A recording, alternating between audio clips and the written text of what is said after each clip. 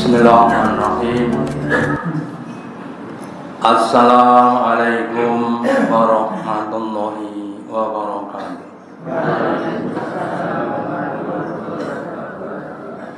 Alhamdulillahilladzi at'amana bi nikmatil iman wal islam.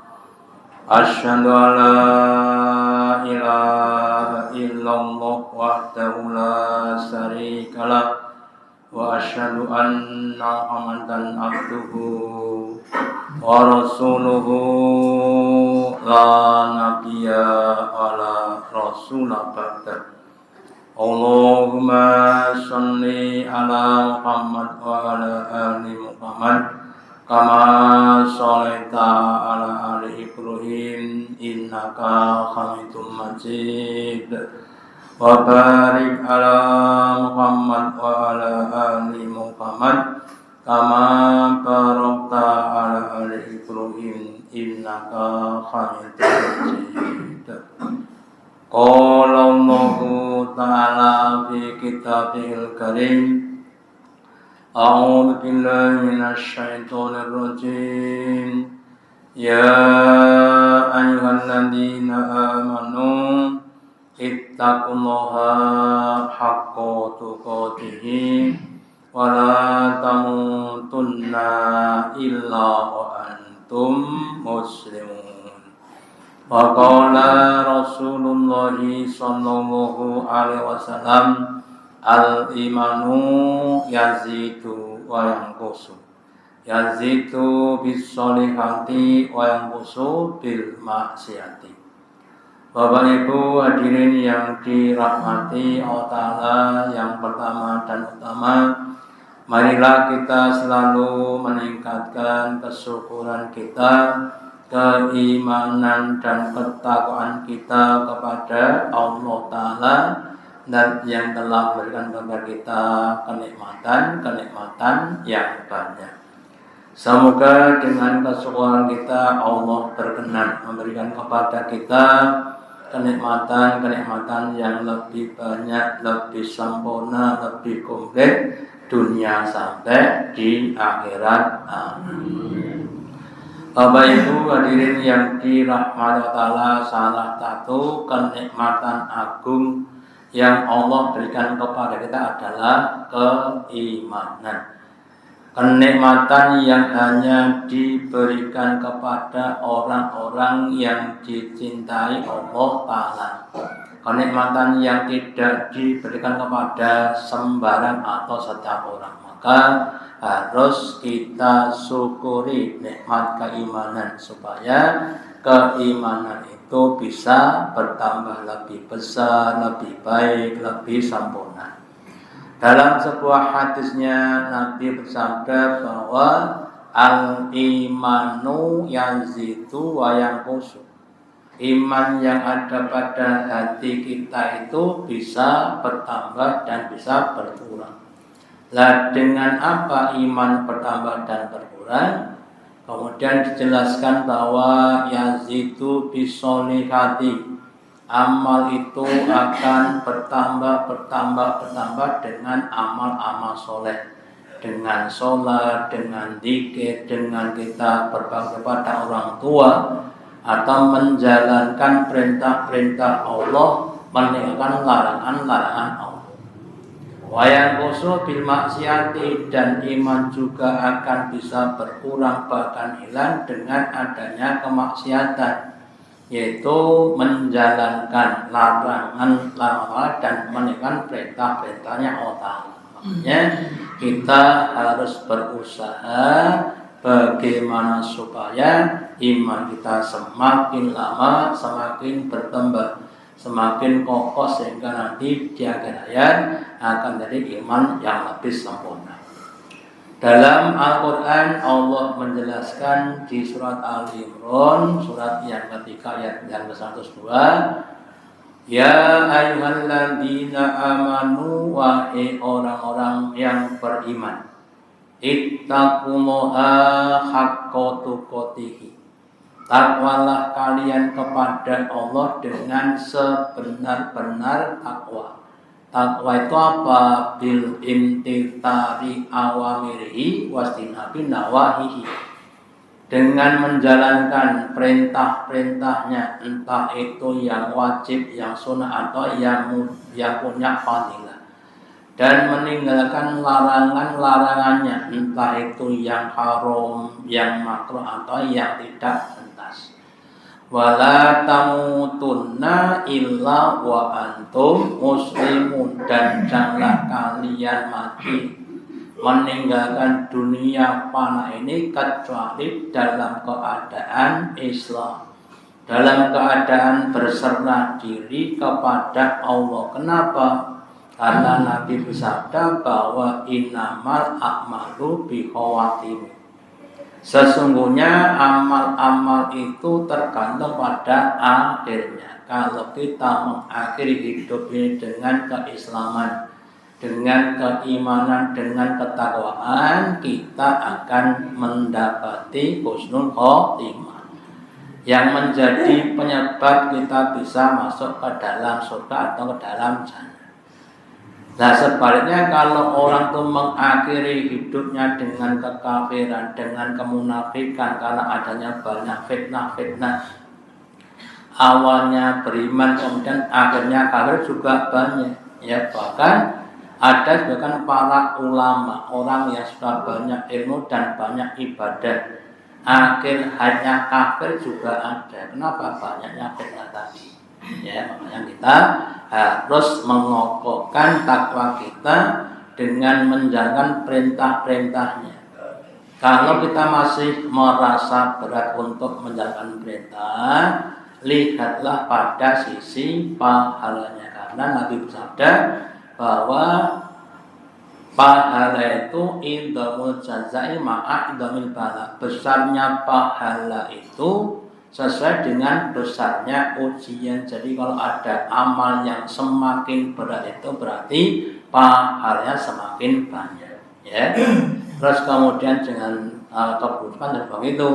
Kalau kita belum bisa meninggalkan apa-apa yang dilarang Allah Ta'ala, maka lihatlah keburukan-keburukannya, ya, dampak-dampak negatifnya nanti akan sangat-sangat mengerikan.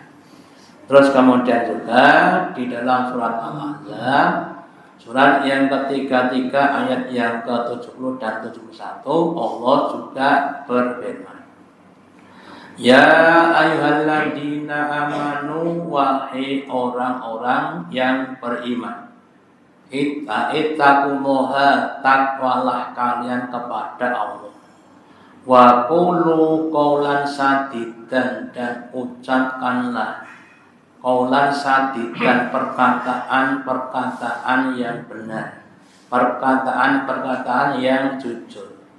Yuslih lakum a'malakum, kalau kalian mau mengucapkan perkataan yang jujur, maka Allah akan membaguskan amal-amal kamu.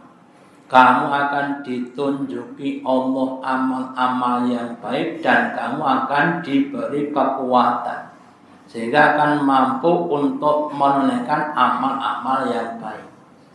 Kemudian wa yaghfiru dzunubakum, dan Allah akan mengampuni dosa-dosa kamu, kesalahan-kesalahan kamu kalau kita mengadakan adalah perkataan yang baik. Wa man yuti'illah, dan barang siapa yang mentaati Allah, Rasulullah dan Rasulnya, faqad faza fawzan aliman, maka dia sungguh telah mendapatkan keberuntungan, kebaikan yang sangat-sangat besar. Kenapa? Karena Allah Ta'ala dan yang maha alim dan hakim, maha tahu mana-mana yang baik, mana-mana yang buruk, maha hakim dan yang maha bijaksana. Semua ketetapannya, entah perintah entah larangan, sudah dipertimbangkan masak-masak. Semua yang diperintahkan Allah itu akan mendatangkan manfaat-manfaat kepada kita, dan sebaliknya apa yang dilarang Allah itu pasti dan pasti akan mendatangkan kemadaratan. maka kita akan melakukan kebaikan. Demikian juga pada Rasul. Rasul Muhammad itu adalah manusia yang sudah dipilih Allah menjadi suri tauladan. Laqad kana fi rasul uswatun hasanah. Sungguh-sungguh ada pada pribadi Rasul itu uswatun hasanah, contoh-contoh yang baik. Bagaimana cara menjalani perintah-perintah Allah dan melarang itu adalah pada di Rasulullah. Ya, makanya kalau kita mengikuti Allah dan Rasulnya, kita akan mendapatkan fauzan adiman. Sebaliknya, kalau kita tidak mengikuti Allah dan atau mengikuti pada hawa nafsu kita atau mengikuti pada kebanyakan manusia, Allah berfirman, wa in tuti aktsara man fil ardi. Jika kalian mengikuti pada kebanyakan orang di bumi, yundiluka ansabillah, mereka itu akan menyesatkan kamu dari jalannya Allah Ta'ala. Kenapa bisa begitu? Karena kebanyakan orang adalah iyat tabrandun. Mereka hanya mengikuti pada sangkaan-sangkaan. Contoh saja dalam hal apa? Dalam hal bab masalah mencari nafkah atau maisha. Kalau kita perhatikan bahwa orang itu kalau mencari maisha, kepengennya banyak atau sedikit, Bapak Ibu. Sing do kerja niku kepengen duwe blonjo kathah napa sithik? Kathah. Sing dodon niku pengene laris napa mboten? Laris, tapi tidak memperhatikan keberkahan, ya. Dan kalau bagi orang beriman, banyak sedikit itu enggak masalah, yang penting berkah. Sebaliknya kalau buka banyak itu jadi masalah. Berkah kalau tidak masalah, sehingga mereka kadang-kadang mencari yang banyak, bin rapopora berkah rapo yang penting oke malah ya cukup. Nah, kalau kita yang penting barokah. Kenapa? Karena harta yang berkah itu akan menjadikan kita semakin dekat kepada Allah. Sebaliknya kalau banyak dan tidak berkah akan menjadikan jauh dari Allah. Lah kalau bisa banyak dan berkah kalau bisa, ya. Ingat itu kalau kita mengingatkan seperti itu, ya, maka kita harus mengikuti pada Allah dan Rasulnya. Meskipun kadang-kadang itu perintah-perintah yang berat dan tidak masuk akal. Kenapa? Karena Allah dan yang maha alim, ilmunya Allah itu kalau ditulis pakai tinta, tintanya adalah sebanyak air laut. Air laut sudah habis, bahkan sampai ditambah lagi itu air laut belum habis. Sehingga Allah lebih pintar, jauh lebih pintar dibanding dengan manusia.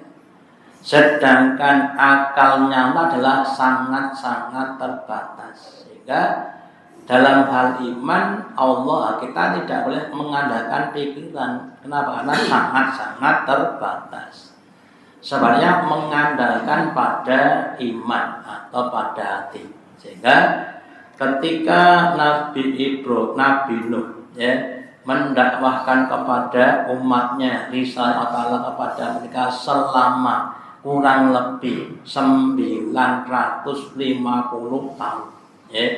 Dakwahnya 905 tahun sangat-sangat lama sekali. Banyak yang tidak beriman, ya.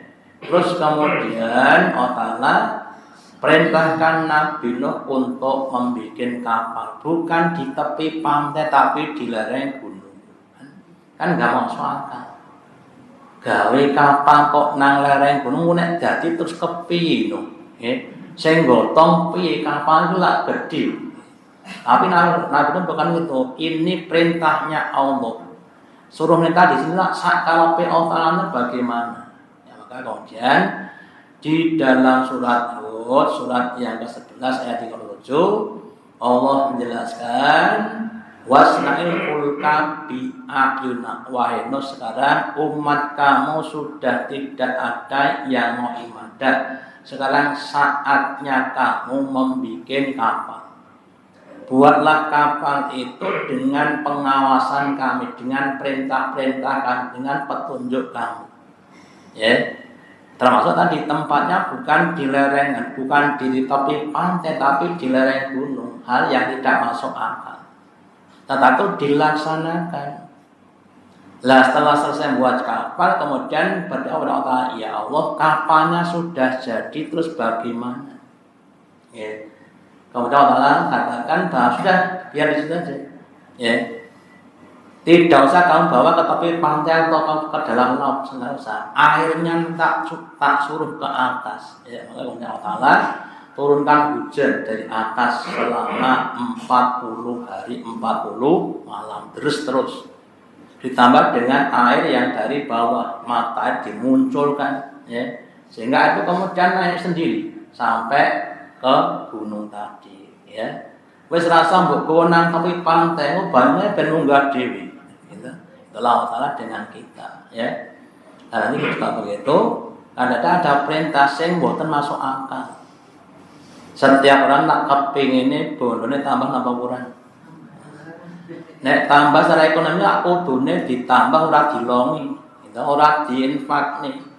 Tapi Nabi mengatakan bahwa infak itu akan menambah harta. La yang kusul malu bisa takoten baliasta.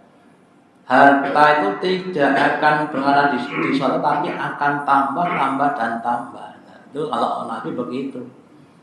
Kalau orang-orang ekonomi, ini hemat pangkal kaya, nek iso ki metu 5 untuk 500. Gitu. Kan begitu, ya. Makanya pemikiran sekuler yang memisahkan dunia dan akhirat itu harus kita tinggalkan. Kita orang itu harus menjadikan dunia ini penyebab akhirat. Jadi ada keterkaitan, bukan terpisah.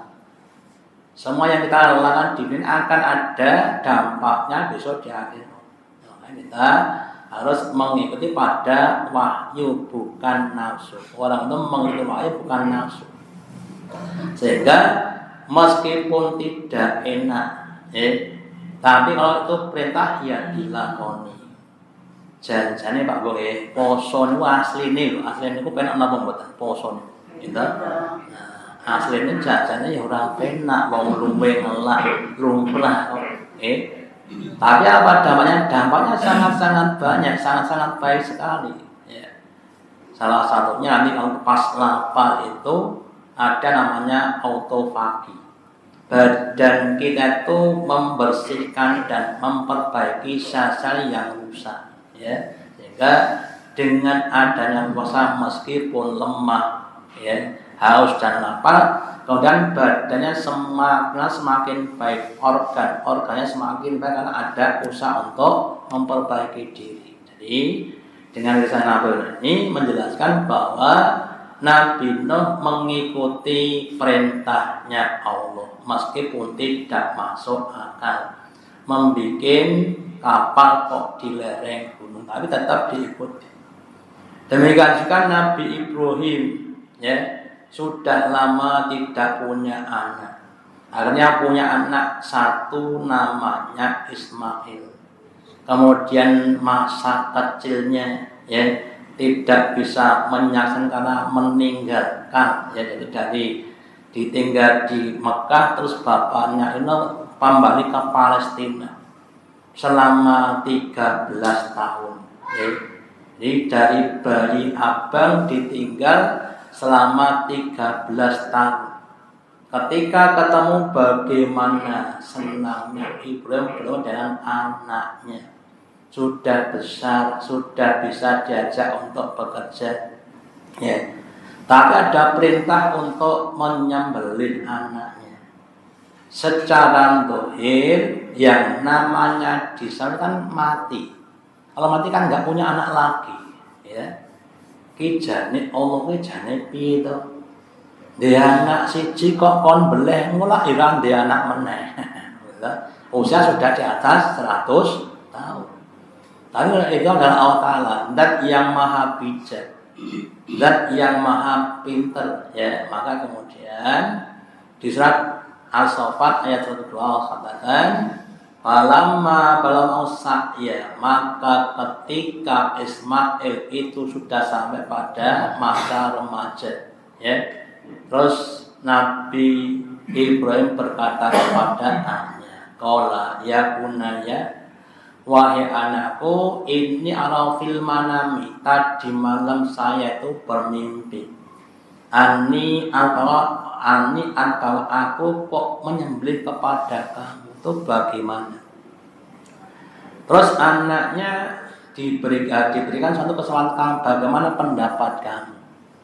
Ya karena dia adalah anak yang orang beriman, dia tahu bahwa mimpinya Nabi itu adalah perintah. Maksudnya Allah perintahkan Ibrahim untuk menyembelih anaknya.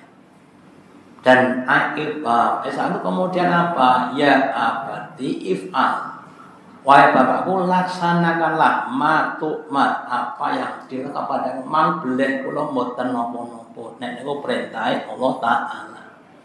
Kenapa? Karena dia yakin bahwa setiap perintah, entah itu yang mahal atau tidak masuk akal, itu pasti ada kebaikan di sebalik itu. Satajidun insyaallah minas sabirin, semoga saya nanti menjadi orang-orang yang sabar. Meskipun saya harus mati, saya menjadi orang-orang yang sabar, enggak masalah.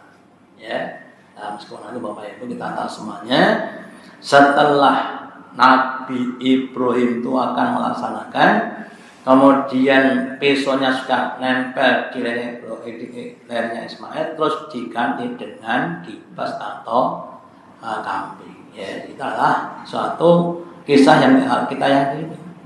Demikian juga nanti kita kadang-kadang diperintah Allah untuk menunjukkan bakti kita, cinta kita kepada Allah dengan mengorbankan apa yang kita punya. Wis duwe motor mung siji dinggo wirawiri kok kon ngedol. Wong Pakten Palestina. Lah kok terus piye? Nganggo apa, nganggo motor dan sebagainya, ya. Allah zat yang maha tahu. Kalau kita mau melaksanakan, Allah akan mengganti dengan yang lebih baik. Ya, itu contohnya saja, ya. Dari yang juga pada kisahnya Nabi Sulaiman, ketika kuda-kudanya yang jumlahnya 1000 itu melalaikan dia dari ibadah, terus kudanya disembelih, Pak. 1000 ekor itu semua disembelih. Dagingnya dibagi pada fakir miskin. Islam duwe kuda, sekarang nggak punya mobil, blas. Dari 1000 kemudian semuanya dijual, diinfakkan. Terus Allah kasihkan apa? Kasih ganti namanya angin yang lebih cepat dibanding dengan kuda. Sing boten sah makani, Pak. Jarak jek makani, angin rasa makani. Iso ngumpat kali barang. Telah Nabi Sulaiman. Nah, kita cek begitu. Tuhannya Nabi Ibrahim, Nabi sana sama dengan Tuhan kita, sama, Tuhannya sama, janjinya sama, cuma imannya yang beda. Makanya kita semuanya berusaha untuk meningkatkan iman-iman kita. Harus semakin lama semakin beriman kepada Allah Ta'ala. Terus yang ketiga, Nabi Musa ini juga begitu. Ketika dia ketemu Allah Ta'ala di Bukit Tur Sinai, kemudian Allah bertanya kepada Nabi Musa, wa matilka biyaminika ya Musa, apa yang ada di tanganmu itu wahai Musa, ya. Kemudian Musa berkata, ini adalah tongkat yang aku gunakan untuk menggiring kambing dan untuk mencari daun-daun untuk makan kambingku. Kemudian fa'alqa, maka lemparkanlah Musa. Melemparkan mudah, ludah gampang. Terus kemudian faedah ya hantas, kemudian dia itu berubah jadi ular. Nah, itu yang jadi masalah. Kalau suruh melemparkan mudah, kita juga bisa melemparkan batu, melemparkan apapun bisa. Tapi Ketika jadi ular yang besar, terus Allah katakan khudha wala takhaf. Ambillah dia, peganglah dia, kamu jangan takut. Tujuannya Pak sing dikon Nabi Musa boten awake dhewe. Seandainya yang diperintah kita, Pak, Bu, niku wonten ula gedhe mang cekel aja wedi. Tenane ojo wedi, engko tak sanubah sira tak urung, nanti tak kembali pada bentuk semula. Ya, kita makin harus bertanya, mau gak ngapusi, Gusti Allah kok ngapusi? Kita begitu. Ya. Makanya kita harus seperti Nabi Musa. Apa-apa yang menakutkan itu adalah hanya suatu ujian. Ya. Kita jangan sampai menuruti bisikan-bisikan setan. Kalau sudah perintahnya jelas, ya sudah kita laksanakan. Ya. Nah dengan itu insya Allah akan memberikan kenikmatan yang lebih besar, terus dikembalikan jadi tongkat, kemudian menjadi mukjizat. Ya, yang digunakan untuk melawan atau mengingatkan Fir'aun. Ya, nah dari beberapa contoh ini Nabi Nuh, Nabi Hud dan Musa. Kemudian kembali pada kita. Kita diperintah untuk apa? Yang pertama adalah untuk sholat. Ya.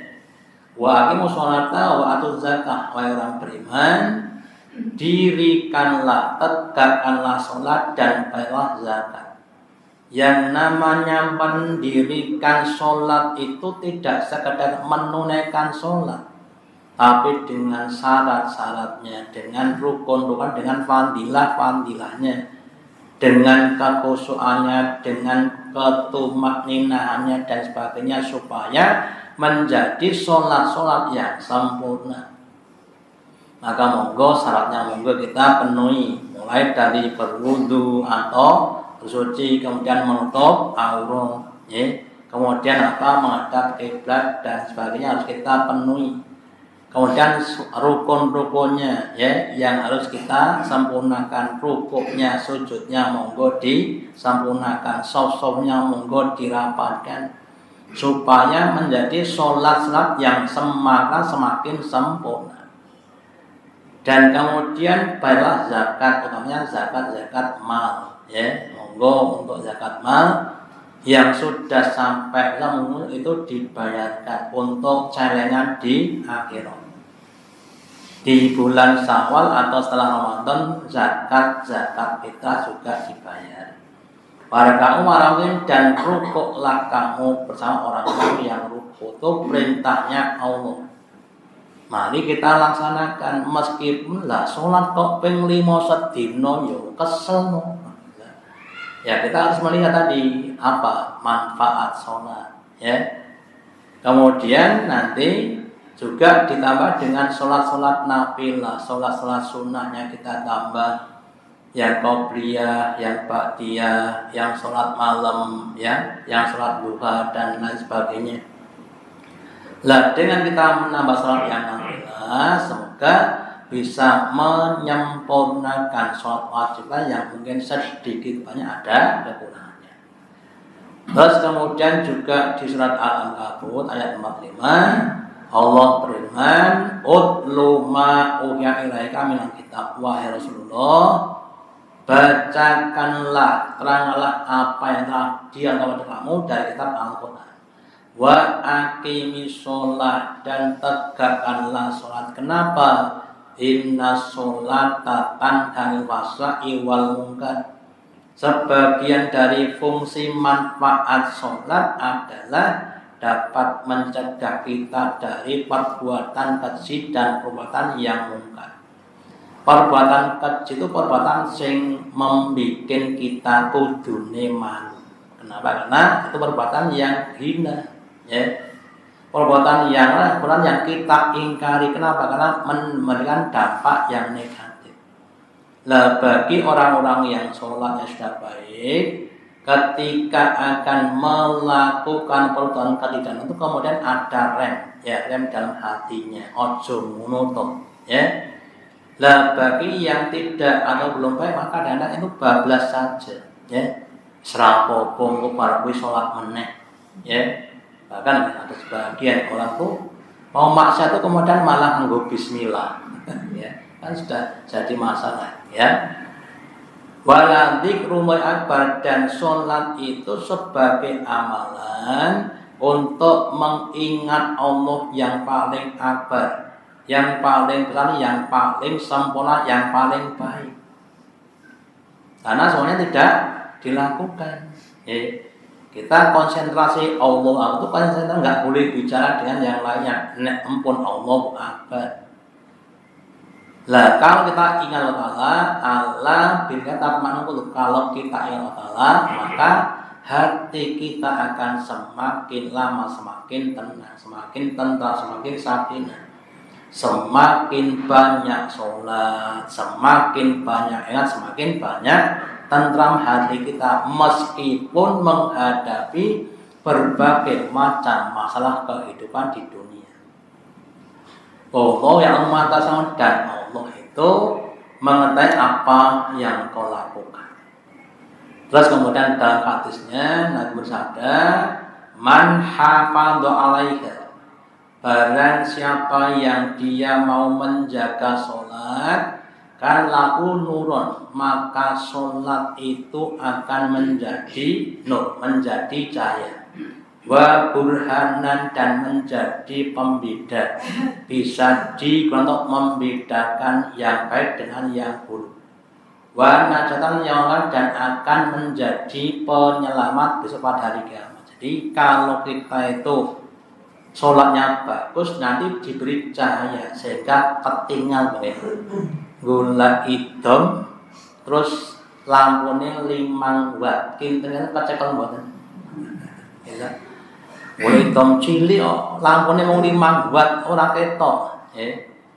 Lah kalau lampunya dibesarkan akan kelihatan. Jadi orang yang sholatnya itu kemudian amal-amal itu kemudian kelihatan. Oh, ini fadilahnya begini. Sholat di depan bagi laki itu, yang di depan itu lebih utama dibanding dengan yang di belakang itu dicari. Kalau yang lainnya antara sedekah infak, yang didohirkan dan yang disirkan kira-kira bagus mana. Oh ternyata bagus semua, cuma niatnya yang harus kita ditata niatnya. Wa najatan, dan akan menjadi penyelamat besar pada hari kiamat. Sebaliknya wa man lam yukafir, dan barang siapa yang tidak menjaga sholat, lam yakun lahu nurun, maka tidak ada baginya itu cahaya, sehingga rodok remang-remang. Sehingga kadang-kadang dia tidak tahu amal-amal yang utama. Sholat yang penting semadap ulun, angkat tangan, nggak tahu fadilah-fadilahnya, nggak tahu syarat dan rukunnya. Wala burhanan, dan tidak menjadi burhan, nggak tahu membedakan antara yang baik dengan yang buruk. Terus dia masih melakukan. Wala najatan, dan tidak menjadi penyelamat. Wala yaumul qiyamah, dan besok hari kiamat, orang-orang yang ketika dia tidak menjaga sholat akan dibangkitkan ma'akorun, bersama korun, wa fir'aun wa haman. 3 manusia yang dilaknat Allah. Korun, orang yang banyak harta tapi sombong, ditenggelamkan di dasar laut, di dasar daratan. Fir'aun, orang yang diberi kerajaan yang besar tapi sombong, dibiarkan di dasar lautan. Haman juga seorang raja yang sombong, dimatikan dengan seekor nyamuk. Sudah dihinakan dia, biasakan dia di akhirat. Itu kalau orang-orang yang enggak mau menjabat akan diban bersama mereka, artinya masuk ke dalam neraka. Makanya kita semuanya Bapak Ibu, mari kita berusaha untuk menjaga sholat-sholat kita dengan waktu-waktunya. Monggo usahakan sholat fi awali waktiha, dengan jamaahnya, usahakan sholat berjamaah di masjid bersama imam itu biar mendapatkan pahala benten 27 kali lipat. Daripada sholat di rumah cuma 1. Langkah kita kemudian juga dihitung kaki kanan meninggalkan derajat, akhirnya menghapus dosa-dosa kita. Terus dilazimi juga yaitu apa? Salah satunya lagi untuk membangun kita supaya besok sholat kita bisa menjadi najatan, menjadi penyelamat kita dari neraka masuk ke dalam surga. Demikian yang disampaikan, semoga ada manfaatnya. Allahumma taqabbal minna innaka antas samiul alim wa tub alaina innaka antat taqim. Kita akhiri dengan doa majelis. Subhanaka wa bihamdika asyhadu an la ilaha illa anta astaghfiruka wa atubu ilaik. Wassalamualaikum warahmatullahi wabarakatuh.